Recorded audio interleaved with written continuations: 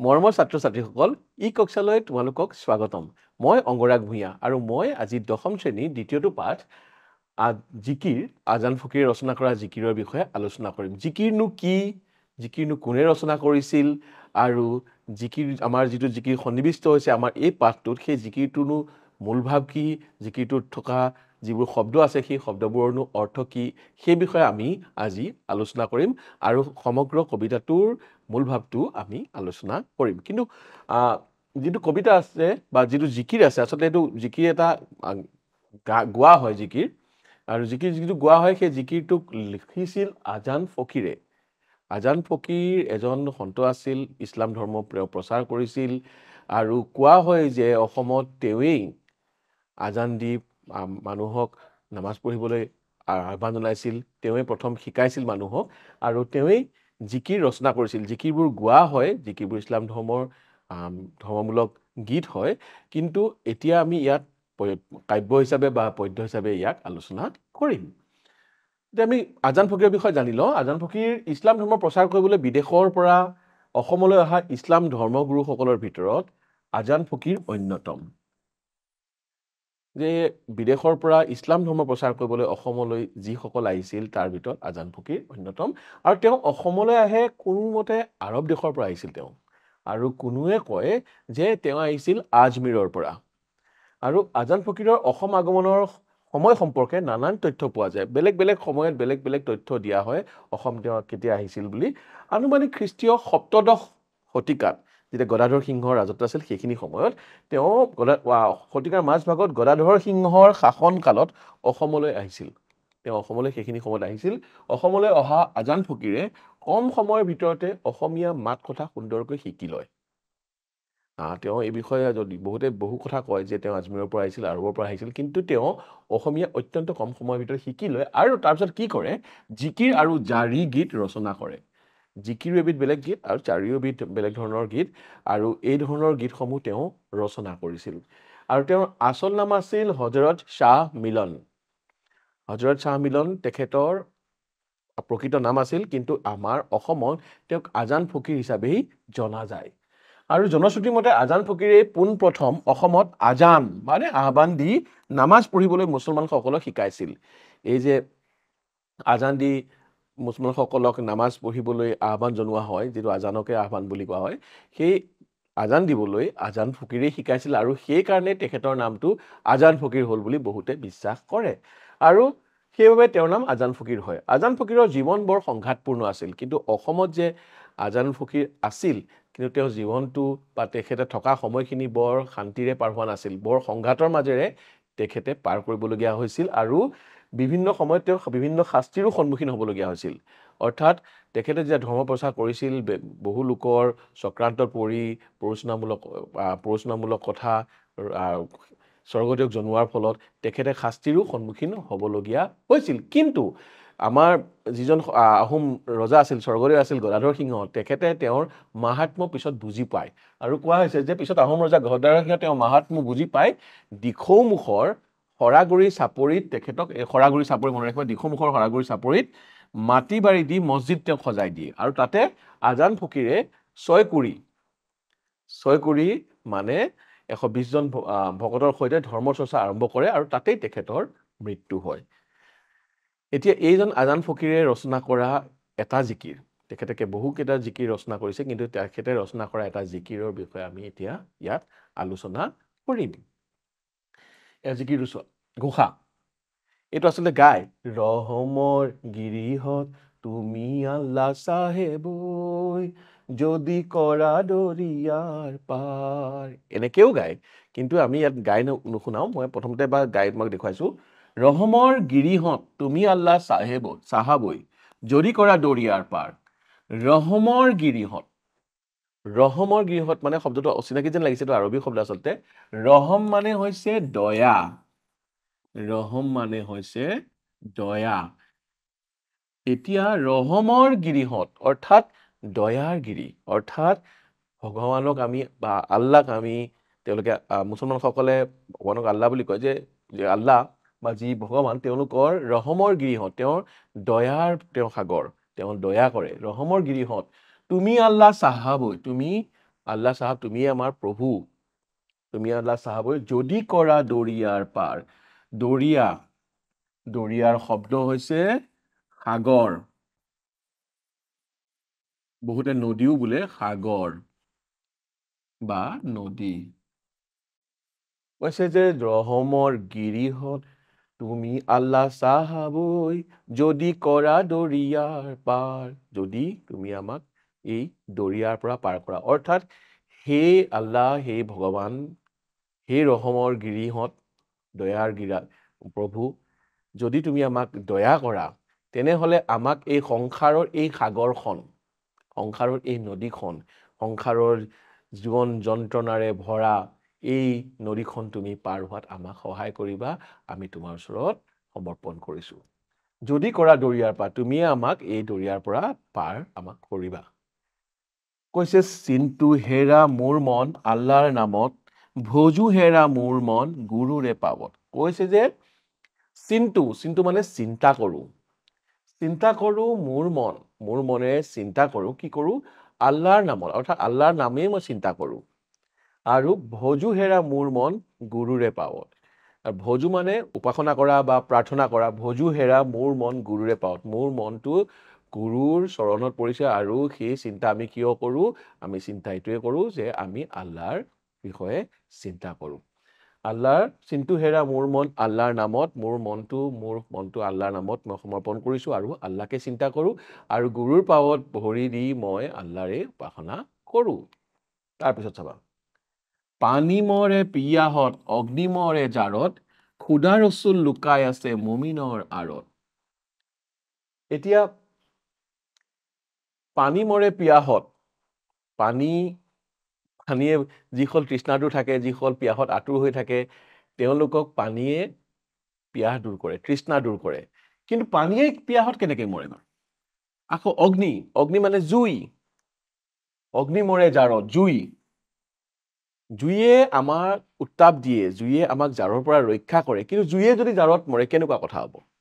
অৰ্থাৎ যদি যিয়ে আনক পিয়াহ দূৰ কৰে সি নিজে যদি পিয়াহত আতুৰ হয়, যিয়ে আনক উত্তাপ দিয়ে সি নিজে যদি উত্তাপহীন হৈ জাৰত কপে, অৰ্থাৎ নিজৰ শক্তিৰ বিষয়ে জ্ঞাত নোহোৱা। পানীয়ে যদিও আনৰ পিয়াহ দূৰ কৰে, আনৰ তৃষ্ণা নিবাৰণ কৰে, কিন্তু পানীয়ে নিজৰ শক্তিৰ কথা ধৰি লওক জানিব নোৱাৰে। আৰু ঠিক তেনেকে অগ্নিয়ে আনক উত্তাপ দিয়ে, আনক জাৰৰ পৰা ৰক্ষা কৰে, কিন্তু অগ্নিয়ে যদি জাৰত কঁপিবলগীয়া হয় অৰ্থাৎ নিজৰ শক্তিৰ বিষয়ে নাজানে। ঠিক তেনেকৈ খুদা ৰচুল, ভগৱানৰ দূত, ৰচুল মানে দূত, দেৱদূত, আল্লাহ বা ভগৱানে পঠিওৱা দেৱদূত, লুকাই আছে মুমিনৰ আঁৰত। মুমিন মানে হৈছে বিশ্বাসী মুছলমান, ঈশ্বৰ বিশ্বাসী আমাৰ মুছলমানক কোৱা হয় মুমিন। কৈছে যে খুদা ৰচুল, ভগৱানক বিচাৰিবলৈ বেলেগ কলৈকো যাব নালাগে, আল্লাহক বিচাৰি কলৈকো যাব নালাগে, কাৰণ আল্লাহৰ ভগদূত আমাৰ এজন বিশ্বাসী মুছলমানৰ অন্তৰতে লুকাই আছে। যদি আমি আল্লাহক বিচাৰি বেলেগলৈ যাওঁ বা আল্লাহক বিচাৰি হাবাথুৰি খাওঁ, হাহাকাৰ কৰো, তাৰ অৰ্থ এনেকুৱা হ'ব যেন পানী পিয়াহত আতুৰ হৈ পৰিছে, অগ্নি জাৰত কঁপি মৰিছে। পানী পিয়াহত আতুৰ হৈ যোৱা আৰু অগ্নি জাৰত মৰাৰ দৰে কথা হ'ব যদিহে আল্লাহক বিচাৰি আমি হাহাকাৰ কৰো, আল্লাহক বিচাৰি আমি হাবাথুৰি খাওঁ। কাৰণ খুদা ৰচুল, আল্লাহৰ দেৱদূত বা আল্লাহৰ দূত ক'ত লুকাই আছে? এজন বিশ্বাসী মুছলমানৰ অন্তৰতে তেওঁ লুকাই আছে। গতিকে তেওঁ বিচাৰি বেলেগলৈ যোৱাৰ আচলতে প্ৰয়োজনেই নাথাকে। যদি আমি মানে কায় মনোবাক্যই আমি যদি আল্লাহক আমি ধ্যান কৰো, তেনেহলে আমি প্ৰতিজন মানুহৰ মাজতেই, প্ৰতিজন বিশ্বাসী মুছলমানৰ মাজতেই আমি খুদা ৰচুলক বিচাৰি পাম। কিন্তু তাকে নকৰি বাহিৰত যদি অন্য কৰবাত আমি যদি আল্লাহক বিচাৰি হাবাথুৰি খাওঁ, হাহাকাৰ কৰো, তাৰ অৰ্থ পানী পিয়াহত মৰাৰ দৰে হয়, অগ্নি জাৰত মৰাৰ দৰে হয়। তাৰ পিছৰখিনি আহা, খুদা ৰচুল লুকাই আছে নকৰা বিচাৰ, মক্কাৰ দুৱাৰত বান্ধা মাৰিলা সঞ্চাৰ।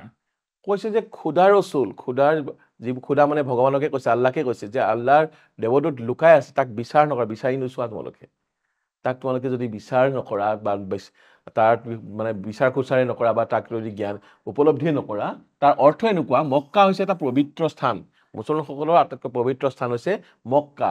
মক্কাৰ দুৱাৰত, বান্দা মানে ভৃত্য, যিবোৰ দাস হয় ভগৱানৰ সেৱক মক্কাৰ দুৱাৰ বান্দা মাৰিলা সঞ্চাৰ ইয়াত সঞ্চাৰ মানে তলা বুজাইছে অৰ্থাৎ যদি আমি ক্ষুধা ৰচুলক যদি বিচাৰি নাপাই হাবাথুৰি খাওঁ হাহাকাৰ কৰি থাকো আৰু কিন্তু য'ত লুকাই আছে তাক আমি বিচাৰি নাপাওঁ তাৰ অৰ্থ এনেকুৱা যেন মক্কাৰ দুৱাৰত আমি তলা লগাই দিছোঁ মক্কাৰ দুৱাৰখন আমাৰ বাবে ৰুদ্ধ হৈ গৈছে মক্কাৰ দুৱাৰখন আমাৰ বাবে বন্ধ হৈ গৈছে এই কাৰণ আমি ক্ষুধা ৰচুলক আমি বিচাৰি পোৱা নাই তেওঁক আমি উপলব্ধি কৰিব পৰা নাই তেওঁ য'ত লুকাই আছে তাত আমি তাত বিচাৰিব জনা নাই তাৰ অৰ্থ এইটোৱেই যে মক্কাৰ দুৱাৰত আমি সেৱকে কি কৰিছোঁ সঞ্চাৰ মাৰিছোঁ সঞ্চাৰক সঁচাৰ বুলিও কয় আচলতে তলা চাবিক পুৰণি অসমীয়াত সঁচাৰ কাঠি বুলি কয় আৰু সঞ্চাৰ সি তাৰ পৰা আহিছে সঞ্চাৰক আমি তলা বুলি ক'ব কয় সঞ্চাৰ মক্কাৰ দুৱাৰত আমি তলা মাৰি থৈ দিয়া নিচিনা হৈছে অৰ্থাৎ তাত আমি মক্কালৈ যেতিয়া পুণ্য কৰিবলৈ যায় হজ কৰিবলৈ যায় সেই মক্কাৰ দুৱাৰখন বন্ধ হৈ থাকে যদিহে আমি ক্ষুধা ৰচুলক বিচাৰি নাপাওঁ তাৰপিছত আহিছোঁ চোৱা মক্কাৰ দুৱাৰত চাহাব জীৱই মাৰে তালি যেনে খালে খলৰ লগত দৰিকাৰ টপালি মক্কাৰ দুৱাৰত মক্কা হৈছে তীৰ্থস্থান ইতিমধ্যে কৈছো মক্কাৰ দুৱাৰলৈ চাহাব জীৱই মাৰে তালি যিবোৰ জীৱ যায় যিবোৰ পুণ্য অৰ্জন কৰিবলৈ যায় যিয়ে পুণ্য লাভ কৰিবলৈ যায় যিয়ে পৃথিৱীত বা যিয়ে সংসাৰত নানান পাপ কৰ্ম আদি কৰি মক্কাৰ দুৱাৰত তেওঁলোকে তালি মাৰি মানে চাপৰি মাৰে কিন্তু তাৰ অৰ্থ এনেকুৱা হ'ব তাত গ'লেই কিন্তু কেৱল যদি আমি তেওঁলোক গুচি যাওঁ কিন্তু আমাৰ সকলোখিনি আমাৰ পাপ খণ্ডন হৈ নাযায় মক্কাটোতো মানুহ থাকে মক্কাটো হয়তো মানুহে কোনোবা পাপী মানুহ থাকিব পাৰে কিন্তু মক্কাৰ দুৱাৰলৈ গ'লে বা মক্কালৈ গ'লেই কিন্তু পাপ আচলতে খণ্ডন নহয় যেনেদৰে খালে খলৰ লগত দৰিকাৰ টপালি অৰ্থাৎ শাল মাছ শ'ল মাছ এইবোৰ ডাঙৰ মাছ থাকে এই মাছবোৰৰ লগত দৰিকণাই টপালি পাৰি থাকিলে সেই কোনো গুৰুত্ব নাপায় শাল শ'ল মাছৰ যিবোৰ একেলগে যেতিয়া ঘূৰি ফুৰে তাৰ লগত যদি দৰিকণা মাছে টপালি পাৰি থাকিলেও তাক কিন্তু কোনো গুৰুত্ব পোৱা নাযায় ঠিক তেনেকেই যদিহে আমি ক্ষুধা ৰচুলক বিচাৰি নাপাওঁ ক্ষুধা ৰচুলক আমি উপলব্ধি কৰিব নোৱাৰোঁ ভগৱানক আমি উপলব্ধি কৰিব নোৱাৰোঁ বা অৰ্থাৎ আল্লাহক উপলব্ধি কৰিব নোৱাৰোঁ তেনেহ'লে মক্কাৰ দুৱাৰত জীৱ গৈ তাত তালি মাৰি কিন্তু আমি পুণ্য অৰ্জন কৰিম বুলি ভবাটো মিছা কথা মক্কাৰ দুৱাৰত চাহাব জীৱই মাৰে তালি যেনে খালে খলৰ লগত দৰিকাৰ টপালি অৰ্থাৎ শাল শ'ল মাছৰ দৰে ডাঙৰ মাছৰ লগত যেনেদৰে দৰিকাই কোনো ফেৰ মাৰিব নোৱাৰে ঠিক তেনেকৈ আমি যদি কেৱল সকলো পাপ কৰি ক্ষুধা ৰচুলক আমি বিচাৰি নাচাই বা ক্ষুধা ক'ত আছে লুকাই নাচাই বা আল্লাহ ক'ত পাম আমি উপলব্ধি নকৰি যদি কেৱল মক্কালৈকে যাওঁ কিন্তু তাত কিন্তু আমি পুণ্য অৰ্জন কৰিব নোৱাৰিম আমি কিন্তু কোনো ফেৰ মাৰিব নোৱাৰিম যেনেদৰে দৰিকাই শাল শ'লৰ লগত ফেৰ মাৰিব নোৱাৰে দৰিকা মানে দৰিকণা মাছৰ কথা কোৱা হৈছে তাৰপিছলৈ মক্কাৰ দুৱাৰত চাহাব ত্ৰিবেণীৰ ঘাট বেহাব নোৱাৰে তাত মায়াই ভেটে বাট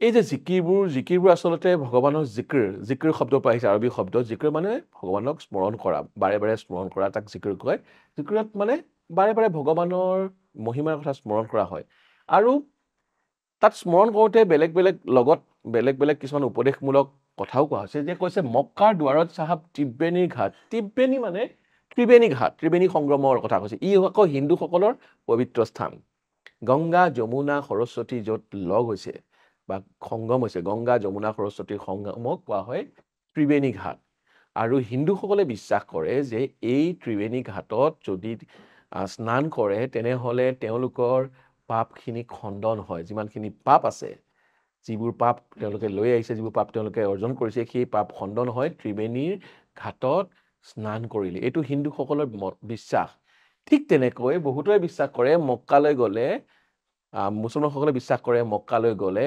তেওঁলোকৰ পাপ খণ্ডন হয় গুনাহ বুলি কয় পাপক গুনাহ তেওঁলোকৰ খণ্ডন হয় আৰু মক্কাৰ দুৱাৰ যেনেদৰে মক্কাৰ দুৱাৰখন হিন্দুসকলৰ ত্ৰিবেণী ঘাটৰ যেনেদৰে পবিত্ৰ ঠিক তেনেদৰে মক্কাৰ দুৱাৰখন তেওঁলোকৰ বাবে পবিত্ৰ মক্কাৰ দুৱাৰত চাহাব ত্ৰিবেণীৰ ঘাট অৰ্থাৎ হিন্দুসকলৰ বাবে ত্ৰিবেণী সংগম বা ত্ৰিবেণী ঘাটটো যেনেদৰে পবিত্ৰ তেনেদৰে তেওঁলোকৰ বাবে মক্কাৰ দুৱাৰখন ত্ৰিবেণী ঘাট কিন্তু বেহাব নোৱাৰে তাত মায়াই ভেটে বাট তাত একো কৰিব নোৱাৰে তাত একো তেওঁলোকে সেই পাপ দি পুণ্য ল'ব নোৱাৰে তাত এই বেপাৰ তেওঁলোকে কৰিব নোৱাৰে বেহাব মানে বেপাৰ কৰা তাত বেপাৰ কৰিব নোৱাৰে কিহৰ তাত পাপবোৰ দি পুণ্যবোৰ ল'ব নোৱাৰে যদিহে মায়াই ভেটে বাট অৰ্থাৎ যেতিয়া এজন লোক তীৰ্থ ভ্ৰমণলৈ যায় তেতিয়া তেওঁ সংসাৰৰ সকলো মায়া মোহ বাদ দি যায়, মায়াৰ বান্ধোনৰ পৰা মুক্ত হৈ যায়, মায়াৰ পাশৰ পৰা তেওঁ মুক্ত হৈ যায়। কিন্তু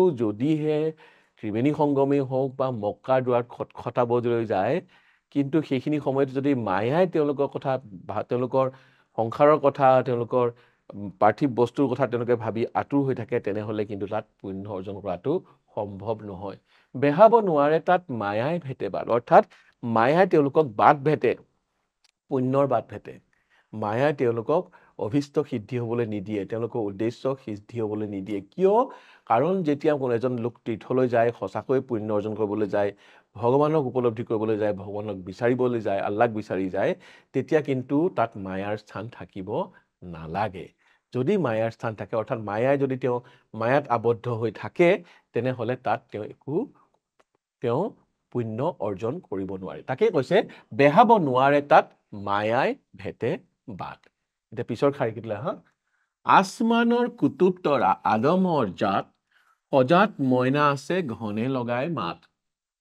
আসমান শব্দটো শুনি চিনাকি যেন লাগিছে। আসমান মানে আকাশ, গগন। আসমানৰ কুতুব তৰা, কুতুব তৰা, কুতুব তৰা হৈছে ধ্ৰুৱ তৰা, ধ্ৰুৱ নক্ষত্ৰক কুতুব তৰা বুলি কৈছে। আৰু কৈছে আসমানৰ কুতুব তৰা আদমৰ জাত। মুছলমানসকলে বিশ্বাস কৰে যে আমাৰ আদি মানৱ হৈছে আদম, আদমৰে সন্তান বুলি তেওঁলোকে বিশ্বাস কৰে। আৰু কোৱা হৈছে যে আদমে বোলে সেই কুতুব তৰাৰ আঁৰৰ পৰা আমাক চাই থাকে। কিন্তু কুতুব তৰাটো আমি দেখিবলৈ পাওঁ, অৰ্থাৎ ধ্ৰুৱ নক্ষত্ৰটো আমি দেখা পাওঁ, কিন্তু তাত থকা আদমৰ জাত বা আদমক আমি কিন্তু দেখা নাপাওঁ। ঠিক তেনেকে সজাত মইনা আছে ঘনে লগাই মাত। সজাত যেনেদৰে এটা মইনা চৰাই থাকে, সজা বন্দী এটা মইনা চৰাই যেনেকে থাকে, ঠিক তেনেকে মানৱ শৰীৰটোৰ ভিতৰতো আমাৰ আত্মাটোৱে সোমাই থাকে সজাৰ মইনাৰ দৰে। সজাৰ মইনাৰ দৰে থাকে আৰু ই ঘনে লগাই মাত, ই আমাক মাতহে লগাই, ইয়াক আমি দেখা নাপাওঁ। যেনেদৰে আসমানৰ কুতুব তৰা হৈ তাত আদম লুকাই থাকে বা আদমে তাৰ আঁৰৰ পৰা চাই থাকে, ঠিক তেনেকে আমাৰ সজাত, আমাৰ দেহাটোত, আমাৰ শৰীৰটোত আমাৰ আত্মাটো আছে আৰু ই ঘনাই মাত লগায়। তাক কিন্তু আমি দেখা নাপাওঁ। আসমানৰ কুতুব তৰা আদমৰে জাত, সজাত মইনা আছে ঘনে লগাই মাত, এনেকে তেওঁলোকে গায়। আৰু মই এইখিনি পঢ়ি তোমালোকৰো ভাল লাগিব, এনেদৰে পঢ়িলে হয়তো তোমালোকেও বুজি পাবা। কিন্তু শব্দকেইটাৰ অৰ্থকেইটা মই কৈ গৈছো, যেনেদৰে আসমান মানে আকাশ আৰু সজাৰ মইনা হৈছে আমাৰ শৰীৰটোৰ ভিতৰত সোমাই থকা আত্মাটোৰ বিষয়ে উপমা দি বা তুলনা কৰি ইয়াত বুজোৱা হৈছে। তাৰ পিছৰ লাইনটো, সজাৰ মইনাটিৰ অনেক যুগুতি, দেওমাৰি পাৰ হলে এৰিলে পিৰিতি। সজি কৈছে যে আমাৰ শৰীৰটোৰ ভিতৰত সোমাই থকা যিটো আত্মা, সজাৰ মইনা চৰাইটোৰ দৰে, ই আমাক বিভিন্ন ধৰণৰ মাত কথা দি আমাক ভুলাই ৰাখে, বিভিন্ন ধৰণৰ দিহা পৰামৰ্শ দি বা বিভিন্ন ধৰণৰ কথাৰে আমাক ভুলাই ৰাখে, আমাক সংসাৰখনৰ মাজত নিমজ্জিত কৰি ৰাখে। আৰু আমি বিভিন্ন ধৰণৰ কাম কাজ কৰোঁ, ই আমাৰ ভিতৰত আমাক কাম কাজ কৰাই থাকে, আমাৰ শৰীৰটোক কাম কাজ কৰাই থাকে। কিন্তু দেওমাৰি পাৰ হলে এৰিলে পিৰিতি, অৰ্থাৎ কেনেবাকৈ যদি এবাৰ সজাৰ মইনাটো সজাৰ পৰা যে উৰি যোৱাৰ দৰে কেনেবাকৈ যদি আমাৰ শৰীৰটোৰ পৰা আমাৰ আত্মাটো ওলাই যায়, তেনেহ'লে কিন্তু এই সংসাৰৰ মায়ামোহ তেওঁলোকৰ আৰু নাথাকে, আৰু এই শৰীৰটোৰ প্ৰতিও তেওঁলোকৰ কোনো প্ৰীতি নাথাকে, মানে ভাল পোৱা নাথাকে, প্ৰীতি নাথাকে। প্ৰীতি শব্দটো এটা কোমল ৰূপ। প্ৰীতি নাথাকে, ভাল পোৱা নাথাকে, প্ৰেম নাথাকে, শৰীৰটোৰ প্ৰতি প্ৰেম নাথাকে। জীৱটো যেতিয়া ওলাই গুচি যাব, আত্মা যেতিয়া ওলাই গুচি যাব, শৰীৰটো দূৰৰ পৰা চাইহে থাকিব পাৰিব। কিন্তু আৰু এই সংসাৰৰ যিবোৰ আমাৰ কামনা আছে, বাসনা আছে, সেইখিনি আৰু তাৰ কোনো স্থান নাই। সি শৰীৰটোৰ পৰা ওলাই যোৱাৰ পিছত সি কেৱল চাই থাকিব, আৰু শৰীৰটোৰ পৰা তাৰ কোনো ধৰণৰ ভাল পোৱা বা কোনো ধৰণৰ প্ৰীতি নাথাকে। বুজি পাইছা নহয়? এতিয়া পিছৰ লাইনটো চোৱা, দেওমাৰি পাৰ হৈ জীৱাই আছে চাই, চোৱা চোৱা জীৱসকল ভেলৰে বিলাই। কৈছে যে দেওমাৰি পাৰ হৈ জীৱই আছে চাই, শৰীৰটোৰ পৰা যেতিয়া আত্মাটো ওলাই গুচি যায়, জীৱটো ওলাই গুচি যায়, সি দূৰৰ পৰা চাই থাকে। চোৱা চোৱা জীৱসকল ভেলৰে বিলাই, ভেল মানে আমাৰ শৰীৰটোৰ কথা কৈছে, দেহটোৰ কথা কৈছে। তাৰপিছত যেতিয়া দেহটো পৰি থাকে, দেহটো নিৰ্জীৱ হৈ পৰি থাকে, দেহটোত কোনো জীৱ নাথাকে, কাৰণ জীৱটো ওলাই গুচি যায়। সজাৰ পৰা যেতিয়া মইনা চৰাইজন যেনেকৈ ওলাই গুচি যায়, ঠিক তেনেকৈ আমাৰ শৰীৰটোৰ পৰা ভেলৰ পৰা যেতিয়া জীৱটো ওলাই যায় দূৰৰ পৰা সি চাই থাকে আৰু জীৱৰ বিলাই বিপত্তিখিনি তেতিয়া চাই থাকে তাৰপিছত আমাক হয় পুৰি পেলোৱা হয় নহয় বা পুতি পেলোৱা হয় আৰু সেই শৰীৰটো মাটিৰ লগত আমাৰ মিলি যায় তেতিয়া আমাৰ জীৱটোৱে দূৰৰ পৰা সেইটো চাই বিলাই বিপত্তিখিনি চাই থাকে এইখিনিয়ে হৈছে আমাৰ মূল কথা এতিয়া আমি যিখিনি শব্দ আমি পাই আহিলো সেই শব্দখিনিৰ বিষয়ে সামান্য আলোচনা কৰি লওঁ আসমান মই কৈছো নহয় আকাশ আৰু এটা সমাৰ্থক শব্দ গগনটো ইয়াত তোমালোকে ৰাখিব পাৰা গগন তাৰপিছত আদমক আদি মানৱ বুলি কোৱা হয় কুৰাণৰ মতে আল্লাহৰ সৃষ্ট প্ৰথম মানুহ মানে পৃথিৱীখনৰ প্ৰথম মানুহজনেই হৈছে আদম তাৰপিছত কুতুব মানে ধ্ৰুৱ নক্ষত্ৰ বা ধ্ৰুৱ তৰা বুলিও তোমালোকে যাক কোৱা বা যাক দেখা আমি উত্তৰ দিশত সদায় যেতিয়া ফৰকাল আকাশত আমি উত্তৰ দিশত ধ্ৰুৱ তৰাটো আমি দেখো তাক কুতুব বুলি কৈছে তাৰপিছত ত্ৰিবেণী বুলি কয় ত্ৰিবেণী সংগমক কোৱা হয় গংগা যমুনা আৰু সৰস্বতীৰ সংগমস্থল য'ত লগ হৈছেহি য'ত তিনিখন নদী লগ হৈছেহি তাক হিন্দুসকলৰ পবিত্ৰ ঠাই বুলি কোৱা হৈছে ই এখন পবিত্ৰ ঠাইৰ উদাহৰণ ত্ৰিবেণী তাৰপিছত দৰিয়া মানে সাগৰ বা নদী আৰু বেহাব মানে বেপাৰ কৰিব তাত পাপ দি পুণ্য ল'ব নোৱাৰে বা মই সেই কথা কৈছো যে সেইটো বেহাব নোৱাৰে বুলি কৈছে অৰ্থাৎ তাত বেপাৰ কৰিব নোৱাৰে আৰু কি বেপাৰ কৰিব নোৱাৰে পাপবোৰ তাত এৰি দি বা গুনাহবোৰ এৰি দি পুণ্য ল'ব নোৱাৰে তাত বেহাব নোৱাৰে গতিকে বেহাব শব্দটোৰ অৰ্থ হৈছে বেপাৰ কৰা তাৰপিছত মুমিন মানে হৈছে বিশ্বাসী মুছলমান লোক বিশ্বাসী মুছলমানক কোৱা হয় মুমিন ৰসুল হৈছে খুদা ৰসুল বুলি কয় যে খুদা মানে আল্লাহ হয় দেৱদূত ঈশ্বৰ প্ৰেৰিত পুৰুষ বা আল্লাহৰ দূত তেওঁক কি বুলি কোৱা হয় ৰসুল বুলি কোৱা হয় আৰু ৰহম মানে হিন্দীত আমি শুনিছো না ৰেহেম কৰো অৰ্থাৎ দয়া ৰহম শব্দটোৰ অৰ্থ হৈছে দয়া আৰু বান্দা শব্দটোৰ অৰ্থ হৈছে ভৃত্য বা গোলাম বা কিংকৰ বা দাস সেৱক বুলিও ক'ব পাৰি বান্দা মানে সেৱক বুলিও ক'ব পাৰি ভৃত্য দাস বা সেৱক তাৰপিছত সঞ্চাৰ এনেইতো সঞ্চাৰ মানে লৰচৰ কৰা কিন্তু ইয়াত সঞ্চাৰৰ অৰ্থ হৈছে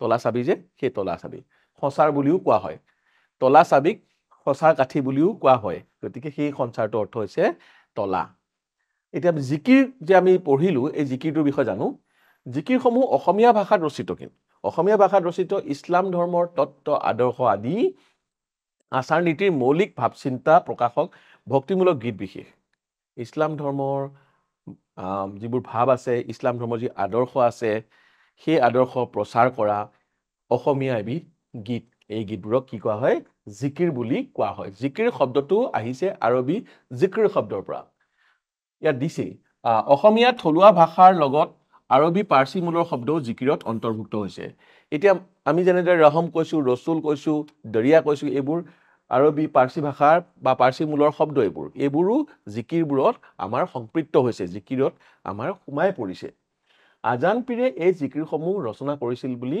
জনা যায় আমি ইতিমধ্যে আলোচনা কৰিছো যে এই জিকিৰবোৰৰ ৰচক হৈছে আজান পীৰ যাৰ আসল নাম হৈছে হযৰত শাহ মিলান জিকিৰ শব্দটো আৰবী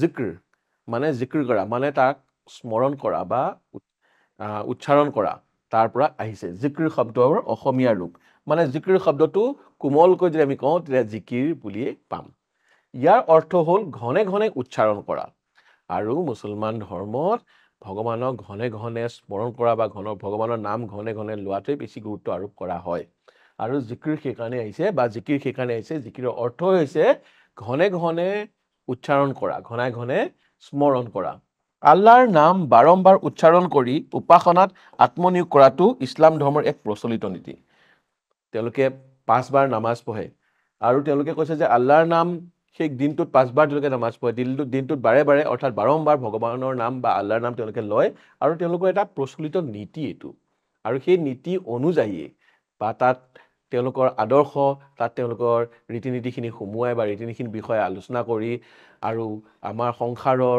অনিত্যতা বা সংসাৰৰ যি আমি মায়া মোহক পৰা মুক্ত হৈ যেনেদৰে আল্লাহৰ নাম ল'ব লাগে বা ভগৱানৰ নাম ল'ব লাগে, সেই কথাখিনিকে ইয়াত উল্লেখ কৰা হৈছে। সেই কথাখিনিকে ইয়াত সৰলকৈ গাই মানুহৰ মাজত বুজোৱা হৈছে। যিবোৰ গীতত সঘনে পৰম কৰোণাময় আল্লাহৰ প্ৰতি আনুগত্য প্ৰকাশ কৰি তেওঁক উপাসনা কৰাৰ বিধানসমূহৰ লগতে ইছলাম ধৰ্মৰ মৌলিক নীতিসমূহ প্ৰকাশ কৰা হৈছে, তাকে জিকিৰ বুলি কোৱা হয়। গোটেই জিকিৰৰ গোটেই ডেফিনেশ্যন বা সংজ্ঞাটো ইয়াতে দিছে যে যিবোৰ গীতত পৰম কৰোণাৰ, ৰহমৰ মালিক বুলি কৈছিল যে পৰম কৰোণাময় আল্লাহৰ প্ৰতি আনুগত্য, মানে মই নিজকে সেৱক বুলি ঘোষণা কৰিছোঁ বা তেওঁক শৰণ লৈছে বা তেওঁৰ স্মৰণ কৰিছে, তেওঁৰ ওচৰতে নিজকে সমৰ্পণ কৰিছে, আল্লাহৰ প্ৰতি আনুগত্য প্ৰকাশ কৰি তেওঁক উপাসনা কৰাৰ বিধানসমূহৰ লগতে ইছলাম ধৰ্মৰ মৌলিক নীতিসমূহো প্ৰকাশ কৰা হৈছে। ইছলাম ধৰ্মৰ মৌলিক নীতিখিনি প্ৰকাশ কৰিছে, লগতে আল্লাহক আমি কেনেদৰে বা ভগৱানক আমি কেনেদৰে উপাসনা কৰিম তাৰ বিধানখিনিও এই জিকিৰৰ জৰিয়তে দিয়া হৈছে। জিকিৰসমূহত ইছলাম ধৰ্মৰ মূল ভাৱাদৰ্শ, কলিমা, মহাত্ম, ইহকাল আৰু পৰকালৰ কৰণীয় কৰ্তব্য, মানৱ জীৱনৰ ক্ষণস্থায়িত্ব, এইবোৰ কথা কোৱা হৈছে যে ইছলাম ধৰ্মৰ মূল ভাৱ কিনো বা যিবোৰ কলিমা আছে সেই কলিমাৰ মহত্বটো কি, কৰ্তব্য, আমাৰ কৰ্তব্য কি, মানৱ জীৱনৰ ক্ষণস্থায়িত্ব, অৰ্থাৎ আমাৰ মানৱ জীৱনটো আজি আছে কাইলৈ নাই, ভংগুৰ, বা কোনোদিনা আমাৰ মানৱ জীৱনটো শেষ হয় তাক ক'ব পৰা নাযায়। সেই ক্ষণস্থায়িত্বৰ লগত ব্যৱহাৰিক জীৱনৰ নানান উপাদেয় কথা ইত্যাদি প্ৰকাশ কৰা হৈছে। আমাৰ ব্যৱহাৰিক জীৱনত আমি যিখিনি কৰোঁ, যিখিনি কৰা উচিত, যিখিনি কৰা অনুচিত, সেইখিনি কথাও জিকিৰত প্ৰকাশ কৰা হৈছে। জিকিৰৰ দৰে জাৰি গীতসমূহো অসমীয়া ইছলাম সমাজত বহুলভাৱে পৰিচিত বা প্ৰচলিত। জিকিৰ আৰু জাৰি বুলি কোৱা হয়। জাৰি গীতবোৰ কিন্তু জিকিৰ নহয়, জাৰি গীতবোৰ সামান্য বেলেগ। জাৰি গীতবোৰ সাধাৰণতে বিলাপৰ দৰে গোৱা হয়। হাছান হুছেইনৰ কথা থাকে, হাছান হুছেইনৰ যি কাৰবালাৰ যি কাহিনী, সেই কাহিনীখিনি তাক স্মৰণ কৰি গোৱা হয়। আজান ফকীৰৰ ৰচিত জিকিৰ আৰু জাৰি গীতসমূহত শংকৰদেৱৰ দ্বাৰা প্ৰচাৰিত নৱ বৈষ্ণৱ ধৰ্মৰ প্ৰভাৱ পৰিছিল বুলি পণ্ডিতসকলে অনুমান কৰে।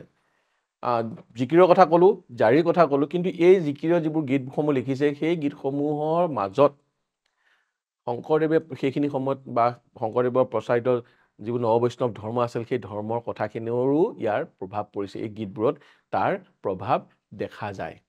বা জিকিৰবোৰতেও আমাৰ যিবোৰ দেহ বিচাৰ গীত আছে বা টোকাৰী গীত আছে, তাৰ লগতো কিছুমান সুৰৰ সাদৃশ্য আছে আৰু ভাৱ, যিবোৰ আমাৰ দেহ বিচাৰ গীতৰ যিবোৰ ভাৱ আছে সেই ভাৱবোৰৰ কিন্তু মিল আছে বা তাৰ প্ৰভাৱ ইয়াত বিচাৰি পোৱা যায়। উজনি অসমত প্ৰচলিত বিভিন্ন লোকগীত যেনে টোকাৰী গীত, দেহ বিচাৰৰ গীত ইত্যাদিৰ সুৰৰ সৈতে জিকিৰ আৰু জাৰি গীতৰ সুৰৰ সাদৃশ্য মন কৰিবলগীয়া। এইখিনি কথা মই কৈছোৱেই যে উজনি অসমত যে চলি থাকে টোকাৰী গীত বা দেহ বিচাৰৰ গীত, এই সমূহৰ সুৰৰ সৈতে জিকিৰ আৰু জাৰি গীতৰ সাদৃশ্য কিন্তু মন কৰিবলগীয়া, অৰ্থাৎ সাদৃশ্য পোৱা যায়। অসমীয়া গীতি সাহিত্যৰ ইতিহাসত জিকিৰ আৰু জাৰি গীতসমূহ অমূল্য সম্পদ। এইটো মনত ৰাখিবলগীয়া কথা যে আমাৰ অসমীয়া যি গীতি সাহিত্য আছে, গীতৰ মাজেৰে যিবোৰ সাহিত্য প্ৰকাশ হৈছে, সেই গীতি সাহিত্যত জিকিৰ আৰু জাৰি এক অমূল্য সম্পদ বুলি গণ্য কৰা হয়। এইষাৰ কথা মনত ৰাখিবা। এতিয়া আমি ইয়াৰ পিছলৈ যিটো মূল ভাৱটো, এতিয়া আমি জিকিৰখিনিৰ কথা পাতিলোঁ, জিকিৰৰ মূল ভাৱটোলৈ আহোঁ যে অসমৰ বৈষ্ণৱ ধৰ্মৰ লগত আজান ফকীৰ চাহাবৰ প্ৰৱৰ্তিত পন্থাৰ বহুতো সাদৃশ্য দেখা যায়।